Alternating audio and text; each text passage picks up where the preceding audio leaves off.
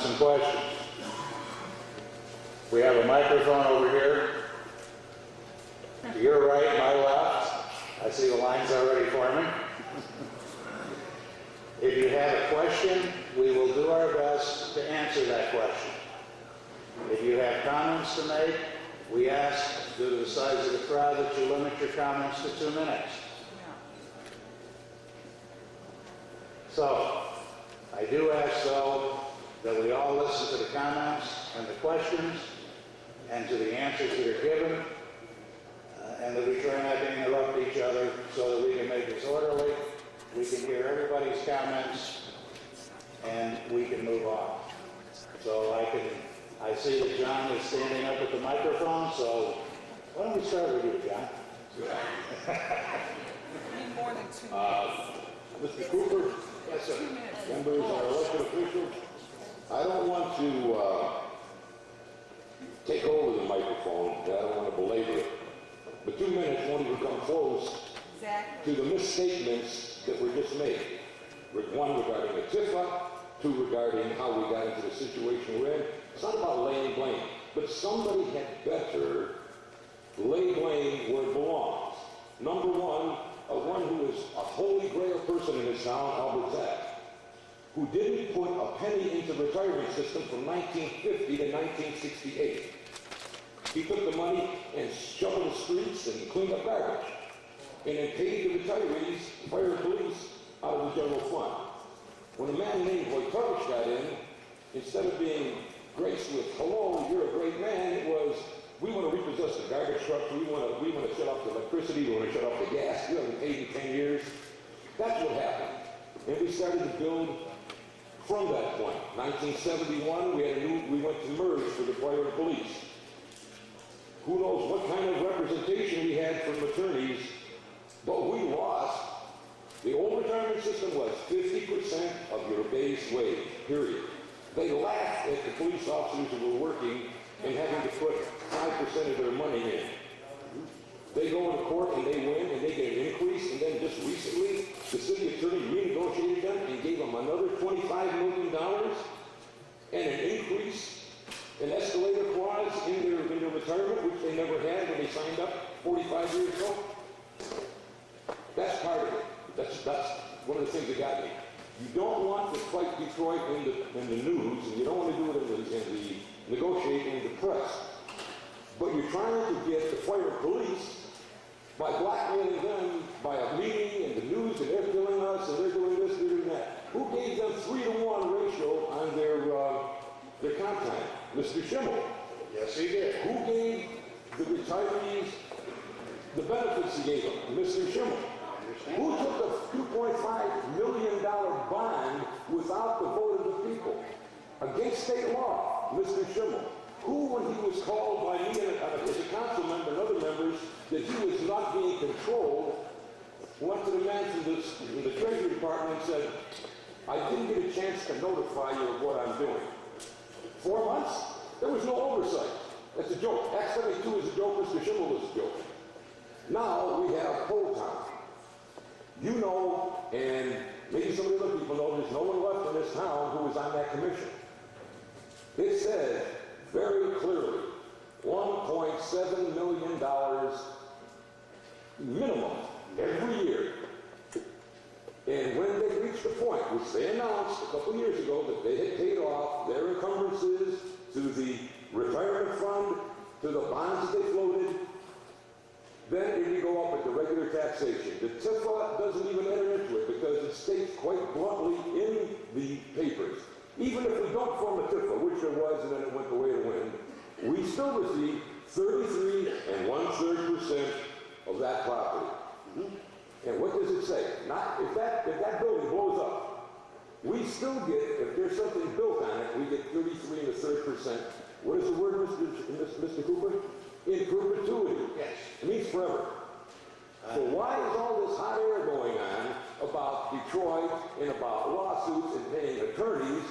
You want to do the thing like you're doing against the fire and police today? Go into the press.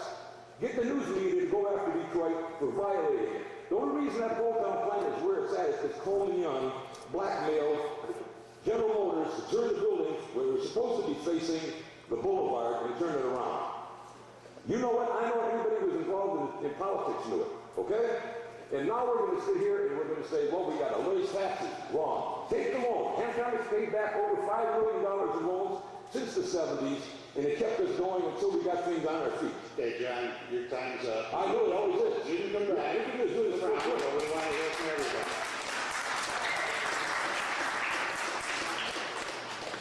Mr. Cooper, members of the elected officials, I first of all would like to express my appreciation to Councilman Casamia, who initiated, and with the consent of the council, this town hall meeting. Thank you, Mr. Casamia. My name is Bob Zolak. I'm former city clerk, especially during the period when we had a whole town development, also former council member. I'm a little surprised at listening to the revision of history during that period with Old Town and that development. I concur with Mr. Rusevich that we had an agreement with Detroit. I'm surprised, and I think I belabored this for the past year, we do not have our documentation in the City Hall. And I want to know why we don't have it. Why do we have our documentation that pertains to the City of Hamtramck scattered all over this tri-county area where we can defend ourselves? But I will make some recommendations. We've gone through this in the past. And one of the things we did in the past, and again, God bless his soul, Bob Kazarian, former mayor, we had tax anticipation notes when we had cash flow problems in this town. I highly recommend that we pursue that to buy us time, and that's what you're trying to do, is buy some time. Now, this is an election year. Some of our council members. I think a tax anticipation note would allow the city officials to put their feet to the fire to come up with some better solutions other than borrowing and putting ourselves bigger in debt. You know, to take a Visa card to pay a MasterCard doesn't make any sense at this particular point in time. Now, also, I have not heard any proposals or any attempts or any prior attempts by this administration to collaborate, and I say collaborate, I don't say merge, with other municipalities that are in the same particular predicament. We cannot continue to live as an island isolated from the rest of the world when the rest of the world affects us. Bob, your time's up. Okay. Thank you. And if I just to respond to one of the comments that Bob has made, looking at the possibility of collaboration, sharing resources between communities in order to reduce costs. City Council has already instructed me to do that. That's something that we will be starting on very shortly. We will start to investigate the possibility. And I do recommend us pursuing bringing back an emergency financial manager, because contrary to the derogatory things that said about Mr. Schimmel, he did a hell of a job with a brand new police station and bringing us on a new track with a new city charter. So I will defend Mr. Schimmel there.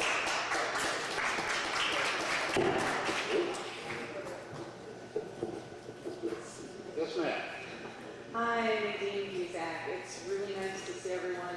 I greeted you all with Happy New Year. Thank you so much for hosting, or having us, and thanks to PCS for hosting us. And thanks to everyone for coming out. I really applaud you, whatever your position is. I'll be brief. I just want to make a couple points, and I just want to let you know the decisions I'd like you to make. So, bankruptcy, no, not an option. We know that. No loan that's long-term. Let's see, $145,000 a year for 20 years. Let's see, my kid will be paying that off. I don't like it. I say yes to the tax anticipation note. Cities use them all the time. It helps your cash flow. It's pretty, they're really popular. I know that. And I know that they've helped Hamtramck in the past. Let's see, Mr. Cooper mentioned, say a 5% interest, you know, but you're only paying 5% interest on what you borrow for a couple of months. You know, it's just until your payroll taxes come in. So you'd be spending a lot less in that interest.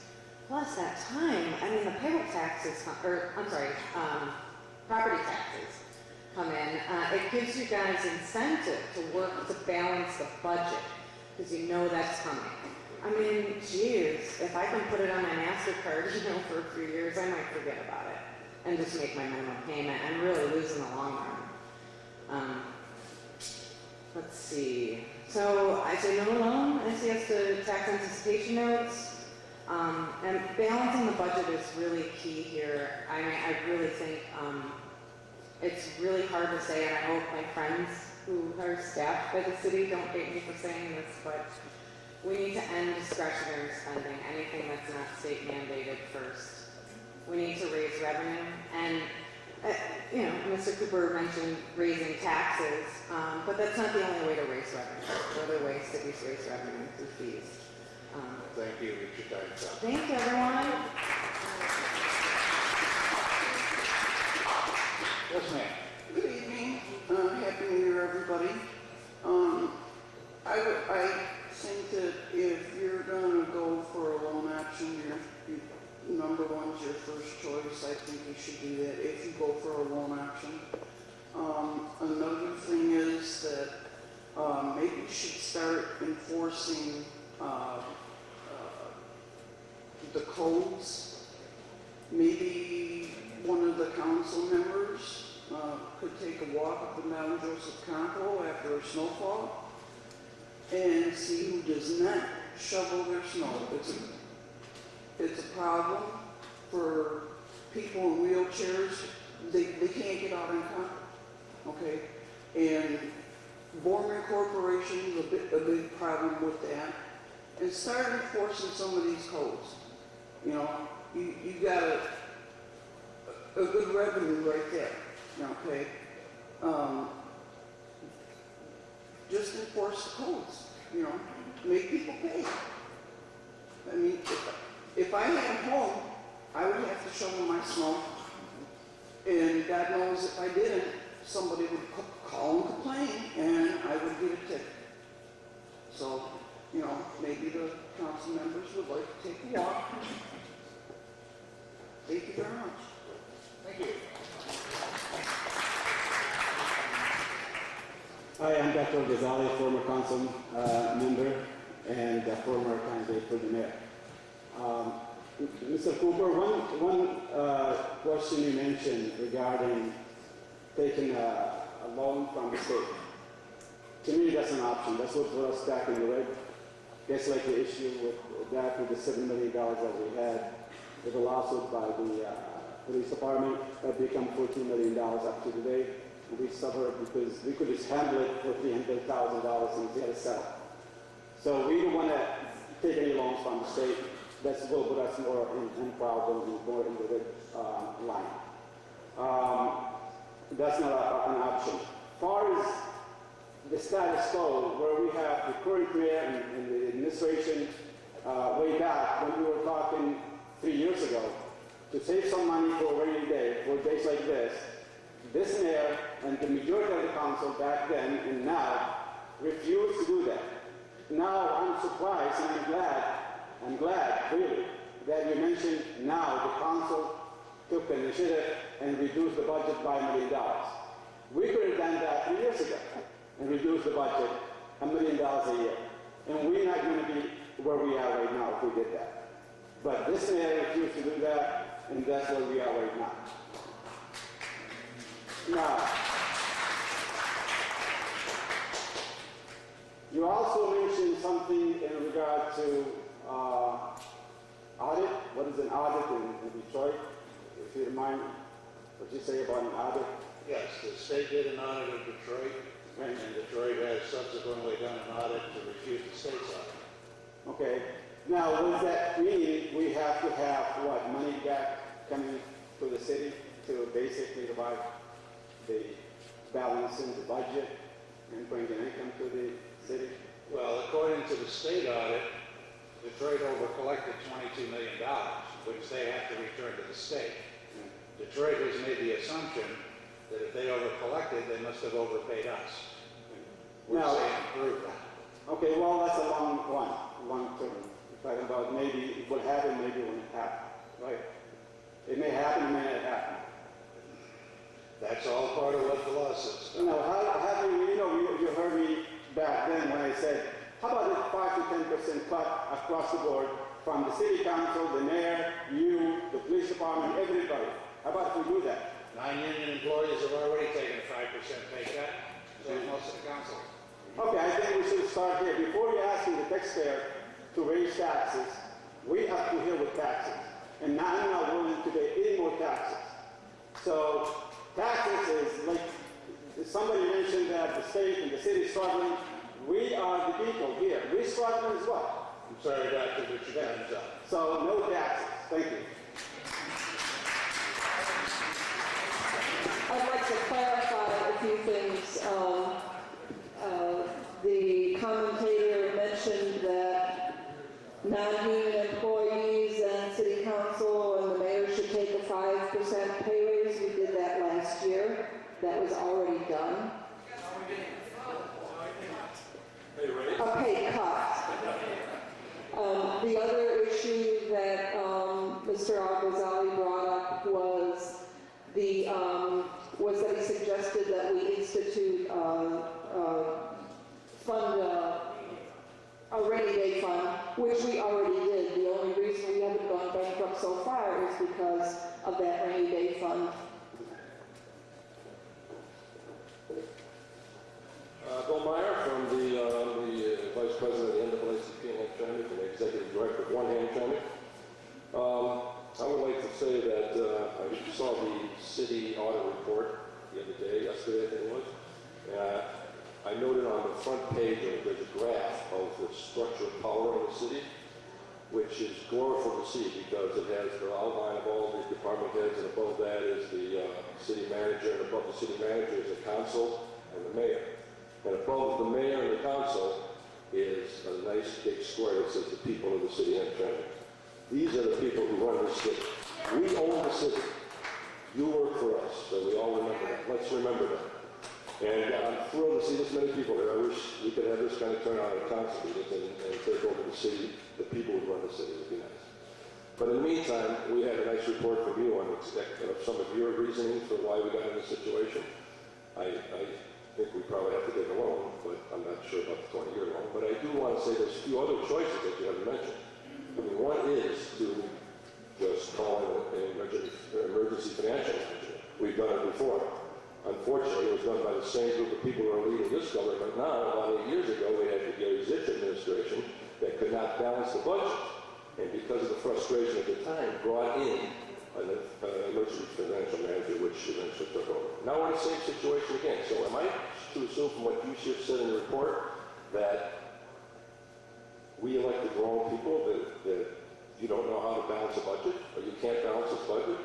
Did you really count on this $3 million from Detroit? I thought you knew like a year ago we weren't going to get it, and we were going to go to court for it. But yet in July, you had I assume you had budget talks and balanced the budget, assuming we're getting the $3 million from Detroit. And then you wait till December to make a public announcement that Detroit's not paying, and what a surprise, they're not paying the $3 million, even though you knew it for a long time. So this makes Detroit look bad. You're scapegoating Detroit. And we have a lot of friends in Detroit, and we need to work with Detroit. And sure, they make mistakes, and we make mistakes too, but I don't think scapegoating Detroit is going to help us. They have good reasons why they think they don't owe us some money, and we have good reasons why we think they do owe us some money. You just presented your side of the court case. Unfortunately, Detroit's not here to represent their point. I hope they owe us some money. The second point, Your time's up, but thank you. oh, was that enough? Okay. Yes, sir.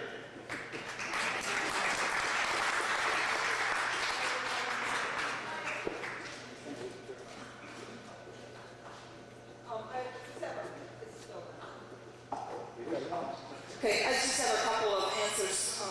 One thing is that we've been told by the state this may change, but the latest thing that we were told by the state say is that we don't qualify at this point for emergency financial management. The other, actually I forgot what the other one was. Oh, the other thing was that the idea that we hadn't looked into this, or we'd ignored this problem, or hadn't brought this problem to the public until now, and that's not true either. You'll see that in the back of the room there's a timeline of the steps that we've been taking ever since this problem with Detroit came to our attention, and anyone who was at my State of the City address in June also knows that I addressed it in detail at that, in that speech. My name is Eric Berkman. I'm a community activist here. I want to say before I say my piece that you may know me in other capacities around town, but I'm only here for myself today as a citizen of the city. So one phrase, a couple people touched on it, and Mary touched on it as well, that was mysteriously absent, I thought, from the presentation was the emergency financial manager. I'll be honest with you, I was driving back from my friend's house in Toledo in the fall when I heard the request to skirt state law and request bankruptcy instead of first suggesting an emergency financial manager. Honestly, I thought it was really arrogant, and I was surprised and I was irritated and upset about that. I also want to say there are council members, including the mayor and the city, who I've tried to talk to about this, who have physically turned around their back to me and walked away. And I want to ask you if you think I'm going to vote for you after you turn around and walk away from me when I'm talking to you as my elected official. So that's one thing. The next thing is, I'm in AmeriCorps and I make about $10,000 a year. I have a $5 copay and a $25 deductible.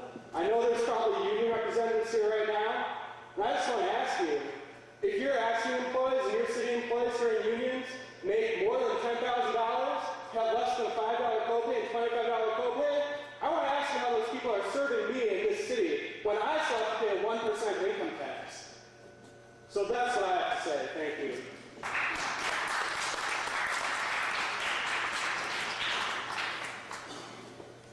Hello, my name is Kathy Christie. Oh, they're not going to answer it. Shocking. We need to stop spending money where it's not necessary. We need police protection. We need fire protection. We need the streets to be safe. Ice removed at only in certain areas at stop signs and so forth. Stop the spending where we don't need it. Did we need a sprinkler system? Did we need a new front lawn at City Hall? The city of Hamtramck has not had a sprinkler system for about 100 years until now. And now you want us to maybe pay more taxes?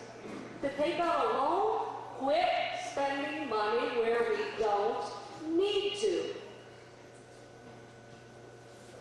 I understand that people like the DDA and a DDA manager, but is it necessary? I'm sorry, I like that idea too, but it's not necessary. We need to spend the money only where it is absolutely essential. I have 3 people who've asked me for homeowners quotes this week. No one wants to sell insurance to homes or businesses in Hamtramck because we are running around the world saying we can't figure out how to take care of our city. These are private investors who invest in insurance companies. They are not going to put the money into this city if we can't take care of ourselves. Stop spending money where it's not necessary. Do not buy a pencil. Thank you.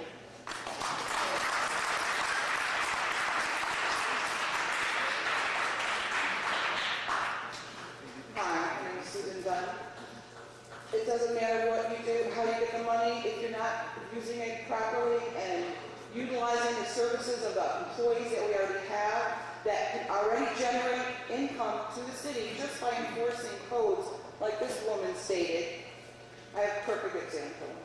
Your friend, Richard Sparks, owns property across the street from me. 3. One of the units has a chronic problem with the furnace. They refuse to take care of it. So the latest tenant got a space heater. Now I have a burned out house across the street from me, and I'm trying to sell mine. He has an 81-year-old woman who can't go on her porch because he has a metal porch, snow, ice, and then he comes and throws salt on it, and she says he might as well throw a bag of marbles, which is true. 6 years ago they inspected, he never fixed anything. They've never been back. And he owns more properties throughout the city. But because he's a friend of yours and brags about it, and I hope he's here tonight, he hasn't had an inspection. And here's the best part. 16 years I've had my house. Before I moved there, there was already a group home in residence next door to me. I said, great. 24/7, they've got employees there, that's cool. I used to be a nurse, not a problem. 9 years into it, now I start having complaints. I'm calling the code enforcement. I'm calling down to City Hall. The woman taking the call is doing her job, but no one's doing anything about it. Until finally, this year, they discover that my name was attached to that property in the computer. So apparently, they must have thought I was raving nuts, complaining about my own address. And nobody bothered to think, well, wait a minute, let me check this out. We've sent letters, I never got them. Somebody sent me a letter, they called me a liar. I said I didn't get the letter. They finally find out, send letters about inspection and a fire marshal. They moved that place out. But guess what? No business license for over 16 years. But they took in revenue of thousands of dollars a month by having 6 residents that they were charging at least $700 a month per person. Miss, I'm sorry, but your time's up. As soon as I'm done with my point. All those employees never paid city taxes. All of those inspections were never paid for. And that woman's income never paid to the city. And she's a retired Detroit police officer who grew up here in the city. Now that you have the information, I'm going to drop it off to Lizarco, all the other things that I got that were in my garbage, and I want to see something done about it, because that's a perfect example. And if your Frank's place still doesn't get inspected, we'll start going to the state.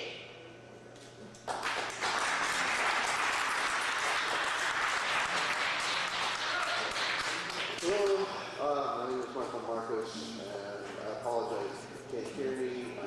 I'm taking medicine that's affecting my speech. Anyway, I look at the pie chart, and I find myself mostly wanting it broken down a little bit further. It occurs to me with finance department, general administration, public services.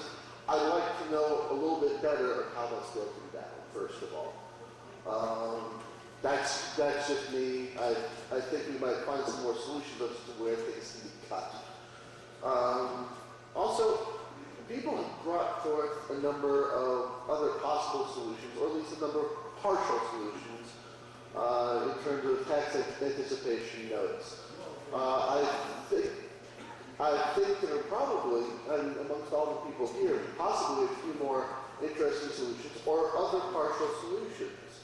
Which is why when I look at the survey and I see the only 4 options there, I think we can do better than that. And I would honestly like to see some sort of public caucus so that we can try to discuss and find other solutions. I don't know what's possible, but if we don't try, then we'll never know what's possible. Thank you.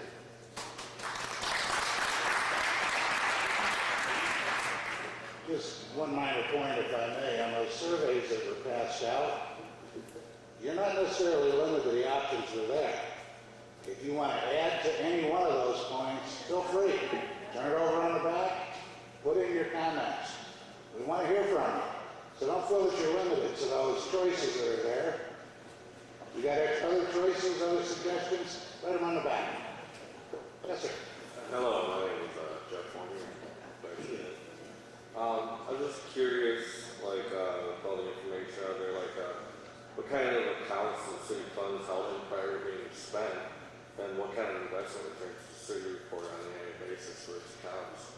I'm sorry, sir, I could only understand part of that. What kind of accounts are city funds held in prior to being spent? And do they have any like investment returns on these accounts? Oh, no, it's just like what kind of accounts are city funds held in prior to being spent? And what kind of investment return does the city have on these accounts annually? Have they looked into that? Oh, absolutely. Yeah.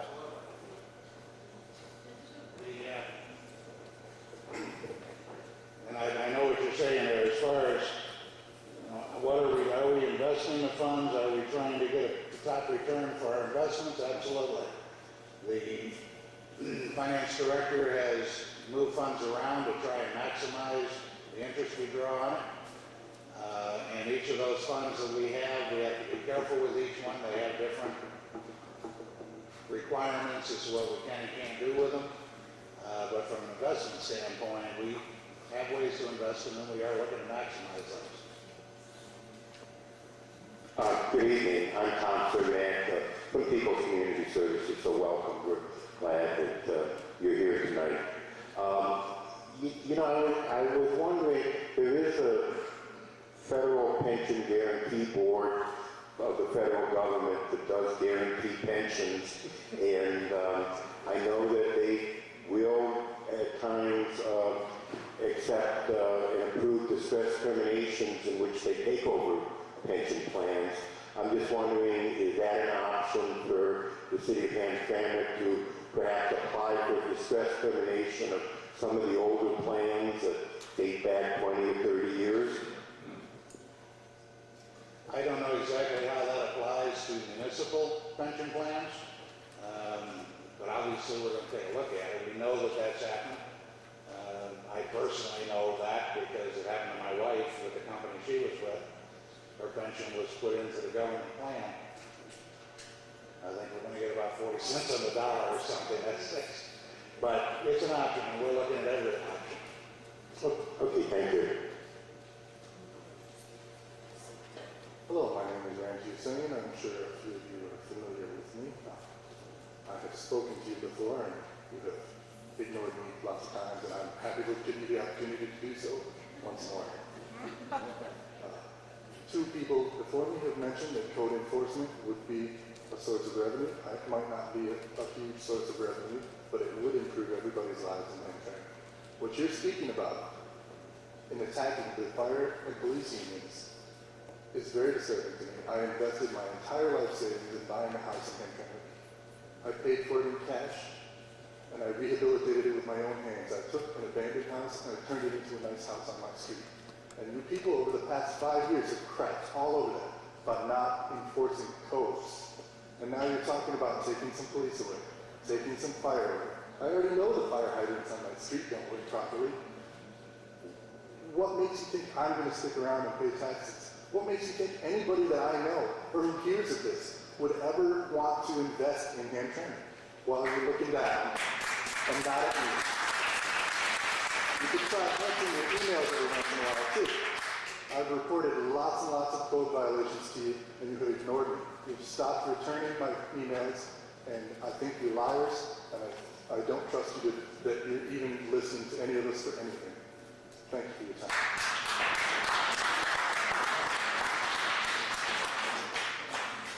Thank you, Council and Mayor. My name is Walter Tripp. I'm a sergeant with Hamtramck Police. I grew up in this town. I've been working on the job for 24 years. You keep blaming the police department about union contracts, the manpower clause. I'd like to find out how many policemen did you guys want on the road? We have 4 cops working the road all the time, 24/7. We have 4 detectives all the time working. What's the magic number? You want 1 police working the road? You want just 2 policemen working the road?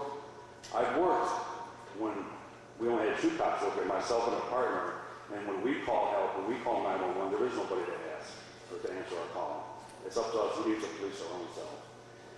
Keep blaming the police department.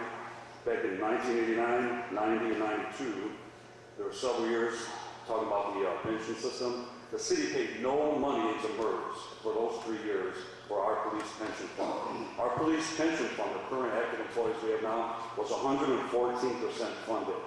The old pensioners that you guys talk about what Johnny said was just talking about, that wasn't funded. We gave the city a bailout. We allowed those old pensioners to come into our fund. Our fund dropped to 40%. Now it's creeping back up to 70. We saved the city millions and millions of dollars. This unfunded liability that's going out there, $30, $40 million, that's it. Every unfunded liability dollar is paid, every fund will get to 100%. So that's not a fair statement saying we're in the whole $35 million. Somebody talked about having sprinklers in City Hall. Do you know where that money came from? I was a patrolman. I sued the city on behalf of the Fraternal Order of Police to protect the rights of the citizens that we had to arrest, the bad guys we have to lock up. We sued the city to protect the rights of the bad guys that we have to lock up. There was no bathroom. There was no running water. I used to go to work in my locker and jump over a puddle of urine because there was no bathroom. We sued, and then we had an account with a judge. Every portion of every ticket written went into this building fund. And that's the fund that Mr. Cooper and the council spends for the sprinklers, for the grass, and the paint and whatnot. That was over $1 million. That police department, off the work off of our bags, paid for City Hall. They took $3 or $4 million from the drug fund. That paid for City Hall. We paid for City Hall. Thank you, Jeff.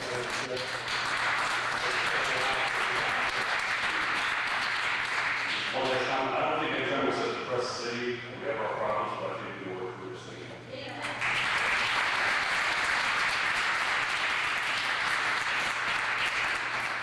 Citizens of Antrim, Mayor, Council, for John Biden from the Antrim resident. I just have 4 quick questions. One, who gave the unions the lavish health care with no copay for the city payment deductible? The city did. Okay. Who was the one who filed the unfair labor practice regarding it? I'm sorry? Who filed the unfair labor practice regarding it? Regarding what? You guys changed our health care. Before we had a copay and we had a deductible. You changed it to no copay and you guys came to deductible. We filed an unfair labor practice against it. It must have been before me. I believe that was Crawford? Okay. Also, if you knew that the health care has been hurting for the city for almost a year, where's our different option? Where's what? Where's our different option? Our different options for the health care. We haven't had one yet. Mr. Bonder, what I will say one time to you, to the ROA, and I know the firefighters who did get some concessions. I've approached the FOP and the ROA formally twice in the last year. I have been turned down twice in the last year. So we have not been talking about anything, but we are going to be talking because your contracts are up and we're about to start negotiations. Then the last question is about the contract. If you knew about this problem in May of 2009, why did you sign our contract in June of 2009? We didn't know about the problem in May of 2009. And the pension benefit. We did not know about the problem in 2009. We didn't know about the problem until we started to see a problem in July of 2009. We were convinced we had a problem at the end of 2009. And Detroit paid us something in 2010, and it took a while to straighten that out. You were given a contract because you'd gone over 2 years without a contract. And I settled that contract quickly. It was based on the knowledge we had at the time. That knowledge has since changed. When you signed it, then why didn't you tell us that you're going to come back for us, or come back in 6 months for concessions? As I indicated, we were already starting to get some indication that we might have a problem. I made that comment to you, I made that comment to the firefighters. Firefighters were back at that I made that comment coming out of negotiations. They will probably be back in 6 months to talk about concessions. It's been longer than 6 months. Yes, sir. Hi, my name is Tim Hanks. I just have a quick question about why, after countless times, when people have brought it to your attention and you said, we'll think on that, we'll look into it, what we've heard, And what I'm talking about is a cost recovery ordinance that just about every city has. It's a possibility to gain revenue, and it's nearly painless for us to do. It's a simple thing to do. That was brought before council in the last couple of meetings, and we're working on pulling and finalizing it so it can be brought to council as an actual ordinance. I'm glad to hear that. Thank you. And I also want to say that, Mr. Cooper, you've done a disservice to us here. By going out and telling the national media that we need to apply for bankruptcy, which isn't even supported by state law. There hasn't been a single municipality ever granted bankruptcy in Michigan. I understand that. And how is it that you think you're trying to draw some rabbits out of hats and trying to convince people that this is a done deal, this is something we're going to do because we got a change of administration coming? It's not that simple. And the lawyer that we have for our city council, for our city, he's not a community lawyer. He doesn't have our best interests at heart. He takes so much money, so much money. Meanwhile, most of us living, just above poverty around here. It doesn't make sense that we hire him on an hourly basis to do a job that we could have hired someone at a get a full-time lawyer, like we did before Schimmel. I don't understand why we're not doing that. It would save us so much money. And we also got to drop $25,000 a year that's being given towards belonging to lobbying groups. Do lobbying groups do anything for anybody here? No. For $25,000? No. I don't think so. You talk about making people take cuts, but when are you guys going to stop your discretionary spending? When are you guys going to show good faith? Then maybe people on the other side of the bargaining table, they might be, more prone to do something if you guys exercise a little fiscal responsibility. That's all I have to say. Thank you.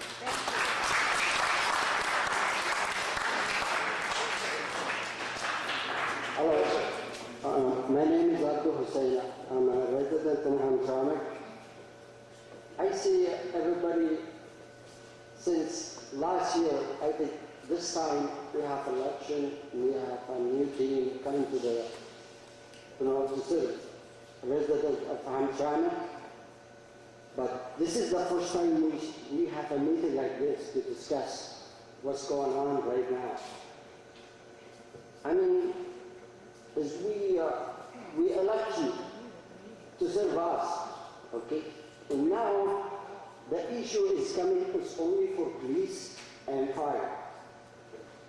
At least those people, they're not doing their job because it's, they have to go. If they do their job, they have to stay. There is some people in the city hall. They need to go. Okay? There's a lot of people in the city hall. They're not doing their job. That's the people we need to concern about. We have a lot of people over there. Why didn't you start with them? You are a city manager. Okay?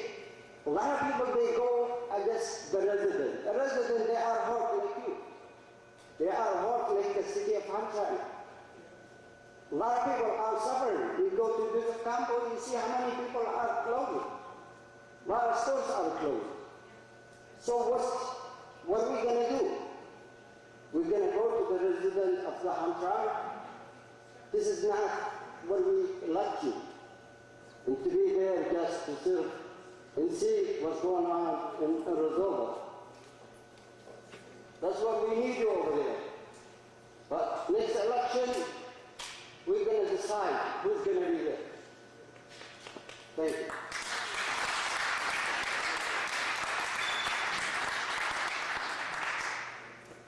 Hi, my name is Gary Boyers. I had a couple of questions. I noticed I just paid, as most of us just did who are property owners, our winter property tax. It looked like there was a separate item there marked P/F pensions. I assume that meant police fire pensions. Is that the main source of income for the city to pay those pensions? My basic answer would be no, but I'd have to ask my finance director. Everest, are you still back there? Did you hear that question? Can you give, is that? That's not the primary source of revenue for that. Okay. It's an awfully small amount of money. It was about 1.25% of my total tax bill. It seems like there's some big issue that could be shifted around without any great impact or effect on people. The second question I had, I'm concerned, I don't know the figures, I don't know income tax and business tax and how they compare as a source of income. Maybe it was on some of the charts I didn't see, versus property tax for the city. But how many, roughly, in the last, well, since you've been here, would you be able to tell me how many people have been business owners or individuals have been ticketed for non-payment of income tax? It seems like that I suspect that there's a lot of work going on off the books in the city, that it wouldn't be too hard. Every business has to have a tax to ask the names and social security numbers of everybody who works for them, and it wouldn't be too hard to verify that, to verify those people are paying their taxes to the city. I'm not trying to drive any small businesses out of business, but I have a W-2 statement. There's no getting around that in terms of how much I have to pay the city every year. And I agree with a lot of them. I think there's a lot of other sources for income out there. It might mean, thinking a little bit outside the box. Thank you. Thank you.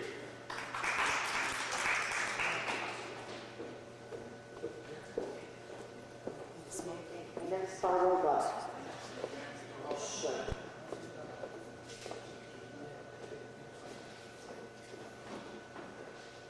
We're definitely in a crisis. I understand. I work. I don't have insurance. I pay my taxes. I have a problem with the health care that has to be addressed for employees, also with the employees itself. First, you have a job. You provide food, you live. That's common for everybody. So this is like, right now I'm listening to all this, little loopholes, like we didn't take care of this, or, just things are, right now this is a real crisis, and you've got to face the facts, what they really are. And you work, you pay. I'm, like I said, taxpayer pay more than I can. I don't think I can. It's not an option. I mean, unless it boils down to living where we are and volunteering and sharing like long before, one helping another. And you've got to take seriously, because you're in a position, you're responsible, you're elected, and everything should have been addressed, everything should have been come up before all this crisis came up. And I don't mind the police at all. I don't mind fire. There's two things in the police, I'd say. But council is another thing. And if you guys can't do your work for what you have, or what you might as well step down or do it voluntarily, because this is really serious stuff. This is not a joke. We live here. We can't have, little problems. This is a big problem. Everybody understands. It's not only in this city, it's in the nation also. And we have to face facts. The facts are as they are. And we make the right decisions for everybody here, whoever lives here, with, whatever the best is in our interest, and we have to survive this. But we have to be serious about it. Somebody got to take cuts. I don't care if I have to volunteer, maybe do some position. I don't care. But everyone has to give on themselves to come out of this. I thank you. Thank you. Councilman Mia wanted to make a comment. No, you go ahead, and then we'll go to the next one. Good evening. Happy New Year's. I just want to thank everybody for coming out here tonight, and thank my colleague for supporting the resolution, for having a town hall meeting. Yes, I didn't forget. I do remember you guys are the boss, and you will always be the boss. So we wanted to give you guys the opportunity to speak your mind. What I would request you to do, if you can, please attend the council meeting on a regular basis so we can have your feedback instantly. It will help the city and it will make us a better council person in the long run. It's a great turnout. I want to thank everyone that volunteered to give out flyers on their own initiative. Because of your effort, we have a great turnout today. But I wanted to continue on this momentum. The reason why I decided to speak in the middle, I'm noticing a lot of people are leaving. I'm hoping we can continue on the momentum of you guys getting involved and maybe create some type of committee, resource or income finding committee, so you guys can give us feedback on a regular basis and report to the council, and we can decide, if the idea is good or not. Because the fact of the matter is, more we do this, better it will be in the long run. So raise your hand if you guys think it's a good idea to have some type of committee, income or resource finding committee. If you're interested, please put your name and information. We can decide as a group if that's a good idea to do and get your feedback from that. One more time, raise your hand if it's a good idea.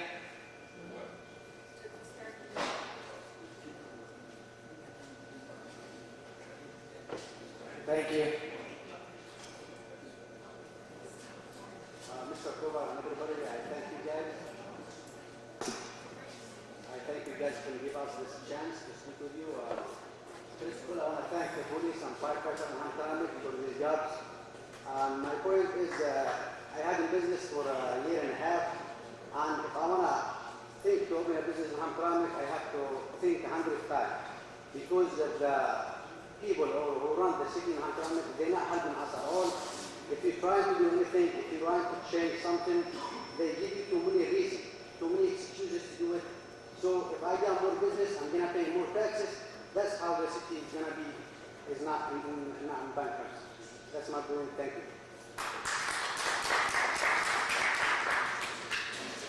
Hi, I'm Twyla Meyer. I live here in the city. And with all these pictures up, I at first thought it looked like Campaign Central. But then when I stepped back and looked, I realized that we just have a beautiful city here, and I'm sure that was your motivation for putting up these beautiful pictures. Thanks. They're beautiful. Thank you. The library gets credit for that. Oh, very good. Thank you, library. Regarding making suggestions that people come to the council meetings and work with the council and everyone, we will love to do that. But first you have to make a commitment to us that you will listen to us, that you will be nice to us, and that you will respond to us in a mannerly and fully way. Will you, Katrina? Will you call to Tom? Ms. Mayor, thank you. We would appreciate that. I also want to know why is our overpaid and undereducated lawyer, James Allen, not here? He was the one who asked for the bankruptcy. Why isn't he here? So, oh, thank you. Must have come in late. I didn't see him. So, our final statement here is quit scapegoating Detroit and quit scapegoating our unions. Thank you. Good evening, Madam Mayor, elected officials, Mr. Cooper. I have one question, Steve Shea. I have one question. What is the projected deficit for 2012? You mean for the next fiscal year? Yes. Between $2.5 and $3 million. Okay, so I guess I'm trying to just see a vision here. If we can apply for a loan for $2.5 million now, how is that going to help us in 2012? Keep in mind that the entire plan that would be in place includes the loan, bankruptcy, and/or negotiations with the unions, which would require serious concessions. The intent is that the loan will get us to the point where if we can reduce enough expenses, we can get to a point where we can cover our costs even without Detroit and still continue to move forward. That's what the loan will allow us to do, give us time to get to that point. What is that, approximately a year, 6 months? About a year. Okay, thank you. Good evening, my name's Steve Allen. I live on St. Alban, and I recently had a fire, and without the fire, I would have probably been dead, and my dog would have been dead. So when we can talk about the public services, I think we need them before we need anything else, including code enforcement officers, because they've cleaned up our street. At least one of them, we need one. Okay, my next deal is I come from a small farming community, and it was nothing but cows and rows of beans. Now it's the biggest tourist attraction in Michigan, and that is Frankenmuth. And what I suggest, this being the crossroads of America, there's 40 languages spoken there. 40 in school. Unbelievable. We have all kinds of ethnic backgrounds. We could open restaurants. We could put up right there on Tolbrook and Notre Dame, a small park.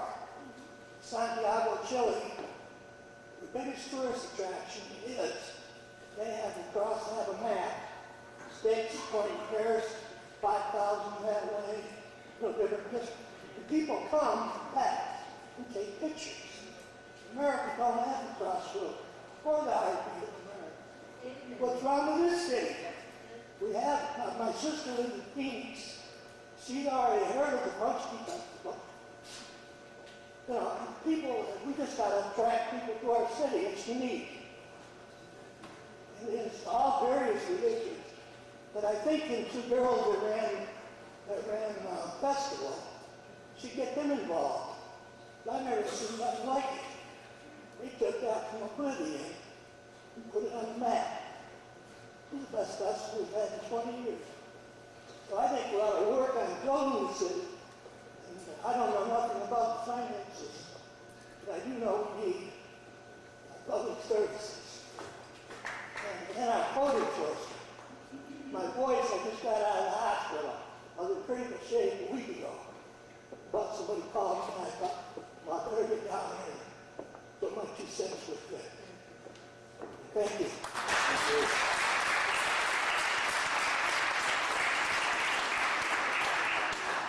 Madam Mayor, Council, Cooper, I'm Bill Diamond, President of the Firefighters. I just wanted to state that I know there's a lot of bashing going on with unions nowadays, but we, as a union, did have some concessions this past year, as Mr. Cooper had said. We did save the city a little over $300,000 for the year. Not a lot, but to us it was, quite a bit. We, of course, are going to have, as Mr. Cooper said, he's going to want to come talk to us. And of course, we're going to be willing to listen. But just to let you know that the biggest thing that is going to be looking for is minimum manning. And right now, we have 7 men working a day. That leaves 1 guy at the fire station, and that's 6 guys to fight a fire. If 2 of those guys who are on the ambulance go out and on an ambulance run, we have 4 guys. 2 of those guys have to man their rigs. We have 2 guys going in, saving your city, saving your houses, your well-earned money, and your tax dollars. We're there for you, going in there, risking our lives. We had over 3,000 runs this year with fires and ambulance runs. That's the most we've had in a long, long time. And I don't think the numbers are going to go down this year. In fact, they may even go up. The insurance, as someone said earlier, we were signed in good faith with our insurance when we did our contract. We were told by the city that the insurance that we just received 2 years ago was actually going to save the city money. We didn't deny it. We took it. We thought it was a better insurance. It was a better insurance. But obviously, something happened in their paperwork, or whoever sold the insurance, it did not save the city money. The minimum manning, if they go down and take minimum manning, it's only going to increase overtime spending, and not to mention fatigue with our firefighters working constantly, more than 24-hour shifts, 48, possibly 72-hour shifts. And I heard someone mention about the cost recovery. As our executive board, we are definitely looking into cost recovery ordinances. There are a lot of cities that do, in fact, have these. Grand Blanc, for example, collected $225,000 just on down wire runs from DTE Energy. We want a lot of those runs. That could help out the city tremendously. Bill, Thank you.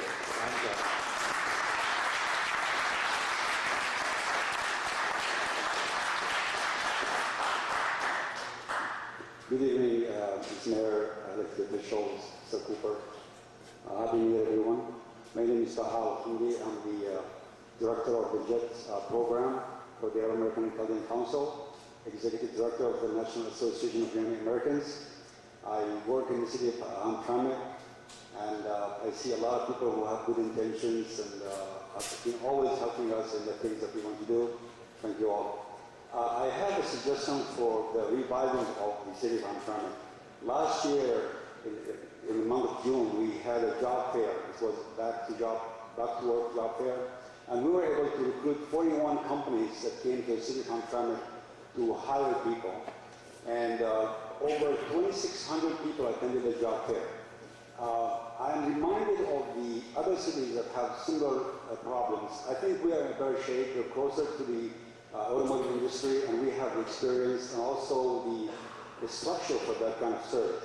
What I would suggest for the city council and the city manager is that for you to bring some money and a tax base, you have to go out to your PR, people who can market the city through businesses. Because in the city of Allen Park, which is not so far from here, they were able to negotiate with the movie industry to come and open a big studio there, and they're making a lot of money on that.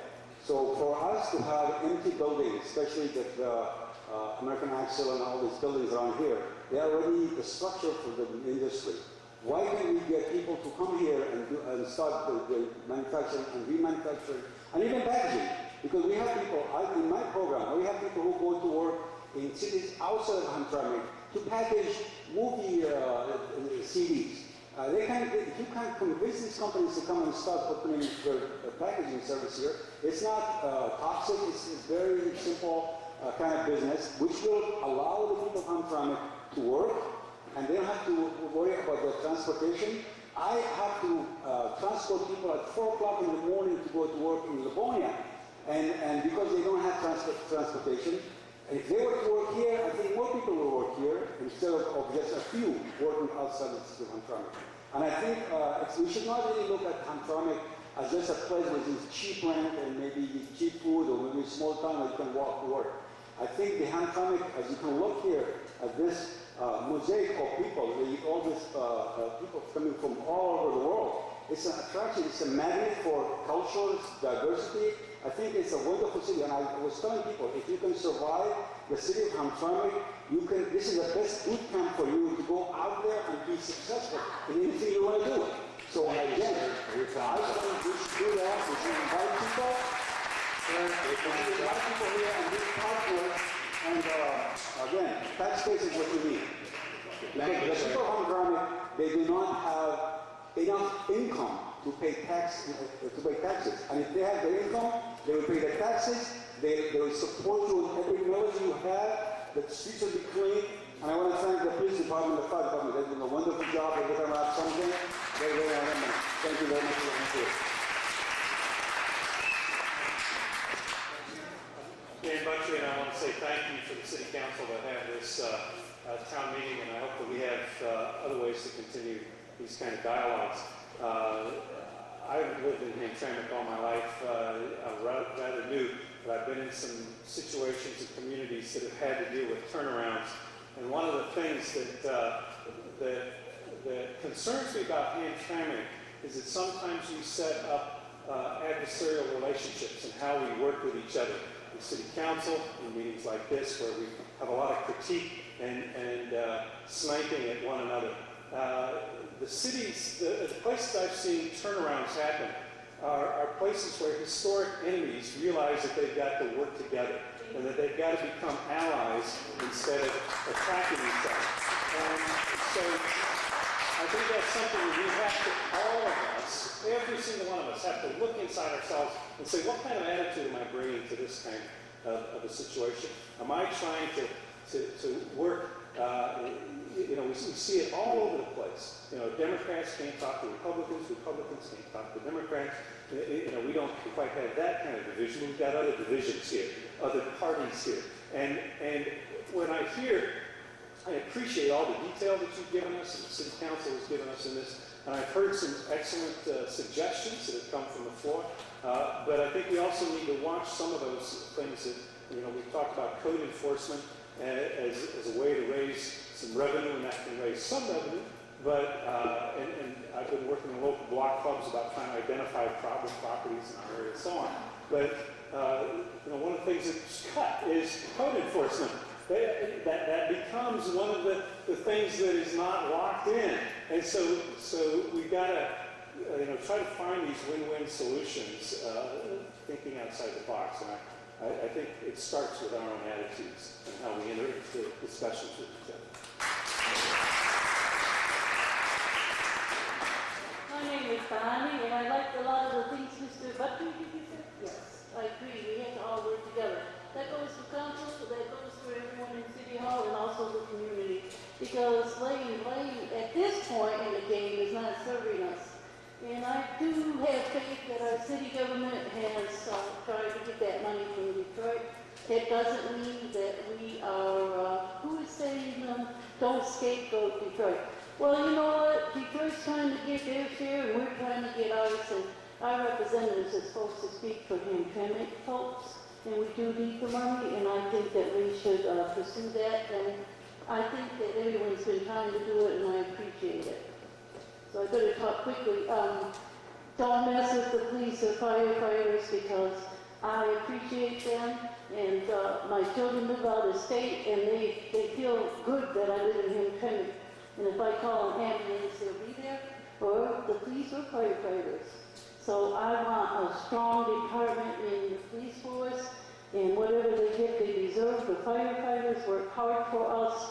I lived in Hamtramck, and I moved a couple blocks from Hamtramck and was happy for quite a while. But Detroit, the neighborhood started becoming abandoned, burned out, and I felt like if I called the police, will they come? Will the ambulance come? So I got back over the border. And I'm working part-time, and I don't have benefits.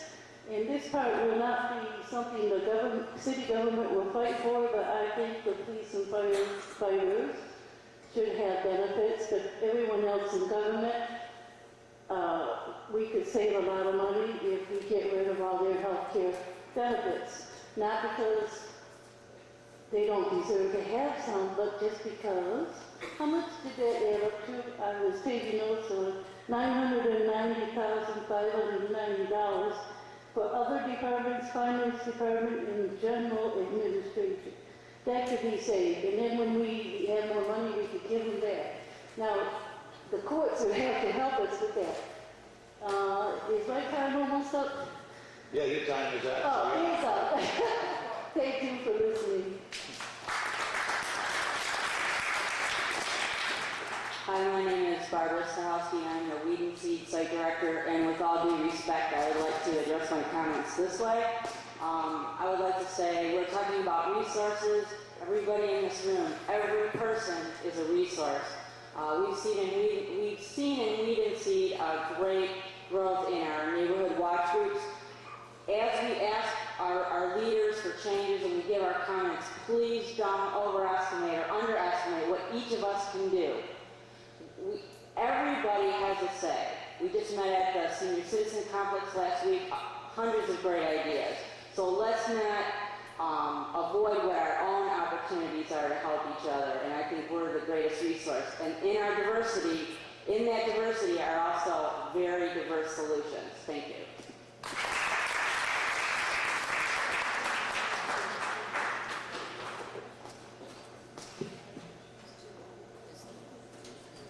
The mayor doesn't want me to speak. 2 minutes. 2 minutes, John. Thank you. 2 minutes, two limit, because otherwise. Is there a problem? Go ahead, you can't take that either. You come from a group that timed everyone. Quick, Zink, Strauka, okay? That's why people never came to meetings. Now, we're having a meeting, and I don't want to hear from anybody over here until I'm done. This is a town hall meeting. Yes, it is, but you're not going to be allowed to get offensive either. Well, they're getting offensive on me. I will stop them too if I have to. Go ahead, John. All I'm saying is, a town hall meeting should be an informative meeting. And since the majority of the people in the city, and in a lot of cases myself, I'm not aware of all of the intricacies and little innuendo things that are transpiring and need to be taken care of. The idea is to inform and educate the population, not to have them come up and make statements based on their lack of knowledge. Not stupid. People aren't stupid. But if they're not informed, they can't make a decision based on any sort of intelligent information being given to them. One last thing I said before I left, bankruptcy. From 1970 to the 1990s to 2000, we got in very, very dire straits. No one mentioned bankruptcy simply because we all cared about the city, because once you mention that, it's like a fire being started. Now, you talk about saving business. When Coal Town, with the exclusion of Coal Town, American Axle is closed. What's the next highest employer in the city of Hampton? Kowalski Sausage. And nobody even worked with them, and I heard the story, he wants everything for free. He's going to Madison Heights. That's taking over 200 and some jobs and tax base out of this city. We're building homes without any kind of guidance that I can put my hands out and touch them. Somehow we're supposedly doing that under the auspices of the urban renewal lawsuit. Won't get into that. The problem we have here is we're not being informed as a citizenry. And they're taking advantage of the fact that people speak many languages and nobody's speaking to any of them. And this is what's causing us a big problem in this city. If we get the people to understand what's going on, then they can come out and say, yeah, do it. But right now, if you yell fire in the theater, it's against the law. Just like yelling, we're going to go for bankruptcy. And it's up to the people who are elected and are supposedly informed to inform the populace and use the media, other than the TV media, to instruct people. Now, we know Detroit owes us some money. We know that things are coming. That's one of the few good things that came out of this. Thank you. If I can clarify one thing. As far as Kowalski goes, yes, they are talking to another community. They have gone a long way in their conversations, but their deal is not final. And we have already sat down with Kowalski, and us, along with our counterparts at the county and the state, are working with Mr. Kowalski to see if we can find a solution to keep him in Hamtramck. The city of Madison Heights already gave him his what he wanted. As of last week, they had. How was it the zoning meeting we did? First, I'd like to apologize to the police department. I didn't realize that they put in the sprinkler system, so I want to thank them. Thank you. So I'm going to correct what I said. Okay, I'm going to say, don't spend any money that the police aren't putting into the city. Okay? Yeah. If the police are giving us the money, go ahead, spend it. They're willing, that's great. Second, it was mentioned that we cannot get an EFM in the city. How do we do it? Because I talked to many people today, some I want to thank who are here, many who I called who are here today, that are willing to sign a petition, and we're hoping I had one here today, to ask Governor Snyder to bring in an emergency financial manager. So why is it, what is it that the state has told you that is holding them back? According to state statute, there are a series of triggers. Those triggers, if you don't meet any of those triggers, then the state cannot step in and take over and appoint an EFM. So what are those triggers? I haven't read Public Act 72 in, 7 or 8 years. It's in Act 72. I can't quote them, but things like payless paydays, not paying a major creditor, defaulting on your bond issues, all of those are amongst several. I think there's 7 or 8 triggers in the statute that will allow the state to immediately appoint an EFM and come in and take over. What we were told when we went and talked with the state was, we didn't meet any of those triggers yet. Our problem was, we notified the state before we got into trouble because we saw it coming. State statute is geared so that you have to have already fallen off the cliff before they'll come in and help you. I have to default on my bonds or have a payless payday before they can come in with an EFM.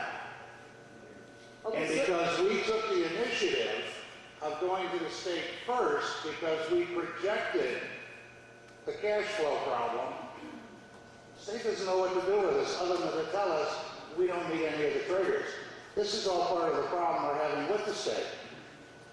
Now, the other part of this is, while I understand an EFM has absolutely no more authority than this council and me combined. Zero.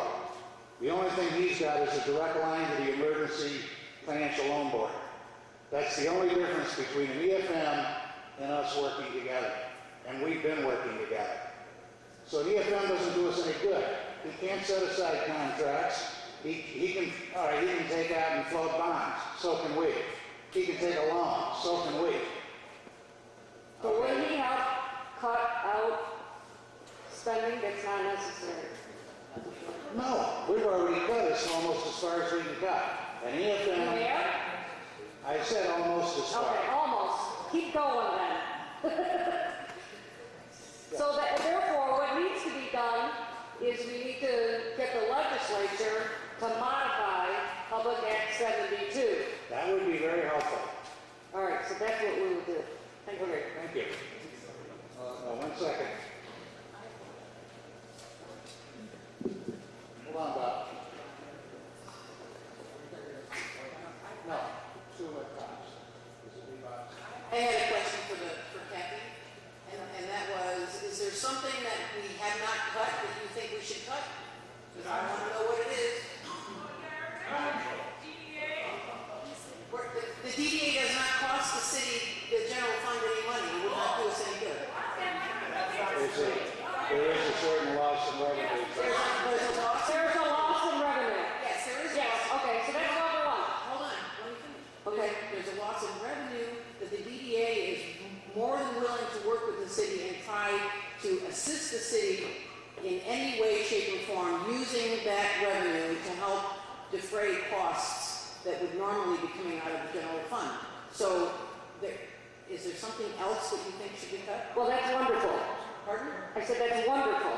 Is there something else? But that's not going to help with what you're saying. We need it done. Not that they're willing to do it. Do it. Is there something else? Are we paying membership fees? Yes. Is anybody going on trips that we don't need? No. There's no membership fees coming out of the city budget. Yes, there are membership fees. Do we need those? Yes, we do. Is it essential? That was the Is it mandated by state law? Okay, thank you. Keep going. Okay. By the way, the council is not paid or not funded at all for conferences or for travel. All of that comes out of our own pockets. All that money has been cut. All that money has been cut? The money for conferences and travel. That's all been cut. Okay, because when I was... That's right. It was a different story. Yeah. And When I took the courses, MML courses, That's I paid right. myself, and then I got the MML to Right, give yeah. it to us for free. Pardon? They gave it to you for free because we were under emergency. Exactly. But I went and I asked them. I reached out. You got to reach out as much as possible. That's what I did. Very good. To go, just keep cutting anywhere that's not necessary. Okay. Thank you. I want to again re-emphasize the fact and encourage you to consider the tax anticipation note to buy the time. And one of the reasons that I encourage you to buy that temporary time or that period, that right now we have a new state government. We have a government in the state of Michigan that has to deal not only with Hamtramck, as the news has said, that Hamtramck is Snyder's challenge, and that we need to allow the state to review not only Hamtramck, but all the other municipalities that are going to need state revisionism in dealing with municipalities. We need to give them at least 6 months, and we need to go in there and make the recommendations to our state legislators and the governor as to what we need to change.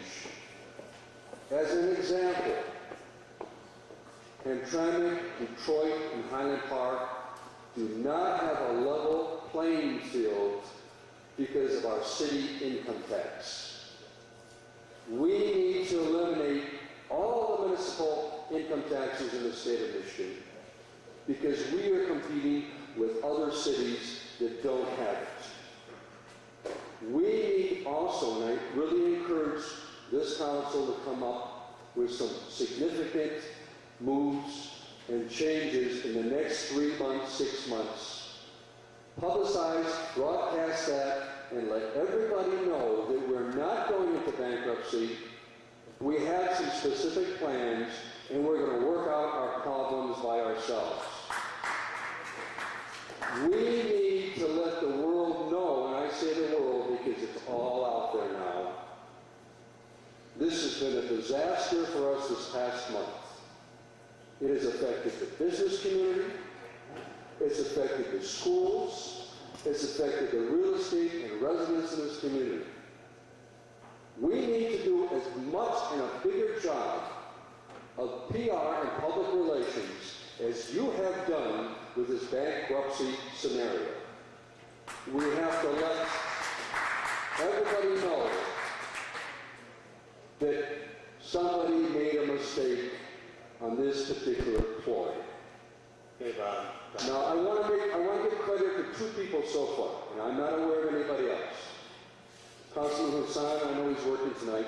Councilman Hassan. Councilman Hassan's at the hospital with his wife. I'm sorry. Congratulations, his wife is out there.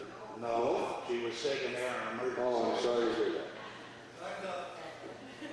Councilman Hassan donated the rest of his monies back to the city of Montreal. Yes, he did. And our city treasurer, Michael Witt, which has really never been acknowledged, works for nothing for the city of Hamtramck as city treasurer.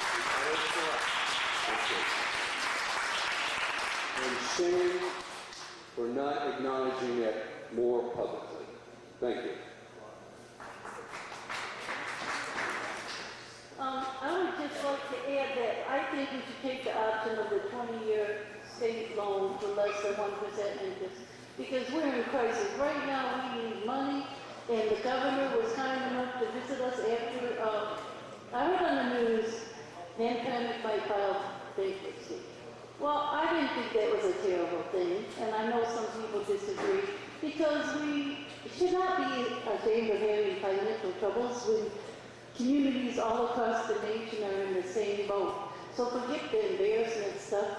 You know, we were hurting, and that was a cry for help. The mayor came, the governor came and started working with us and offering us some help.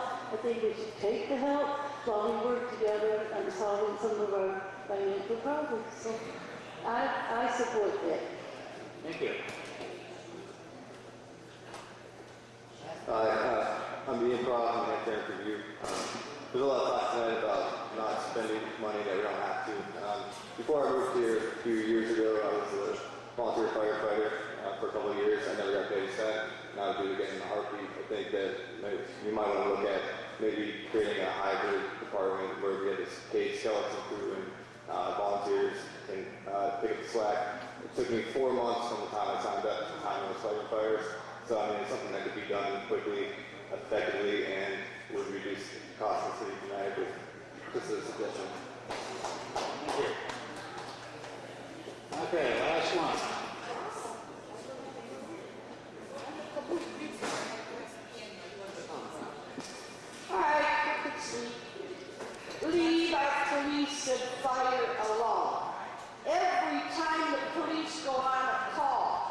take their life in their own hands. If someone's got a knife or a gun or this or that, or robbery. Leave our firemen alone. Every time they go on a fire, they take their life in their own hands. If we don't have our police and fire, we are going to fall apart. They're the ones who are keeping our city going. You're going to, all our police and fire go, you're going to feel safe here? No. I've been to people's houses in Detroit, and the police, a couple of hours it takes the police to get there. Half hour the fire department, or to send someone else. They don't have enough. Our police are at houses in 1 or 2 minutes. I got a scanner, I know it. Our firemen are right there. Climbing in, fighting roofs falling, they're right there for us. Everybody cares so much for our city. I have called City Hall repeatedly, gold and glitter at the end of my block.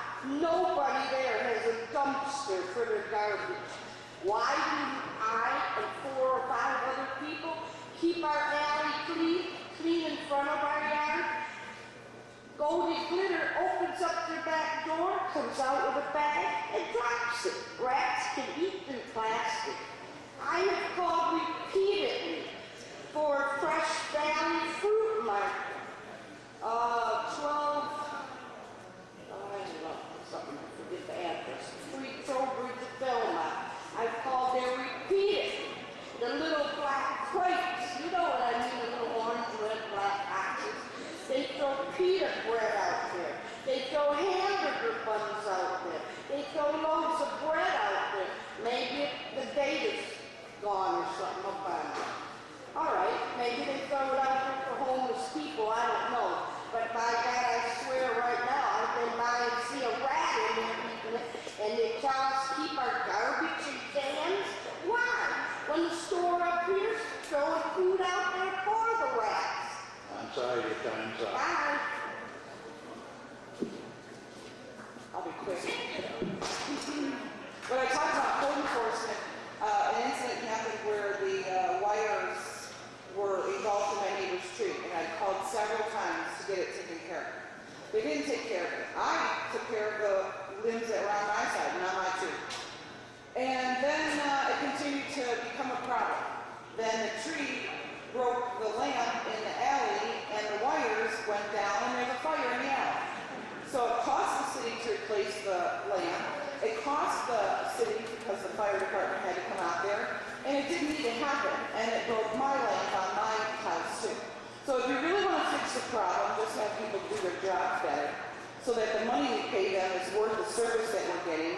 And I suggest we put some retirees, some people on disability, and some single parents in a room with a budget, and you let them work on it, because they know how to figure it out. They know how to work on a tight budget, they know how to live within their means, and they would give you some really great advice on where you can cut. Okay, last comment. My name is Andrew Letchuk. I'm a Hamtramck firefighter and a Hamtramck resident. And I got a few things I want to say. First off, the fire department, we stretched lines at over 130 fires last year. The volunteer fire department is not an option in any way, shape, or form. You can take a look at the city of Highland Park, which has part-paid firemen that aren't volunteering. They actually get paid a measly $10 an hour.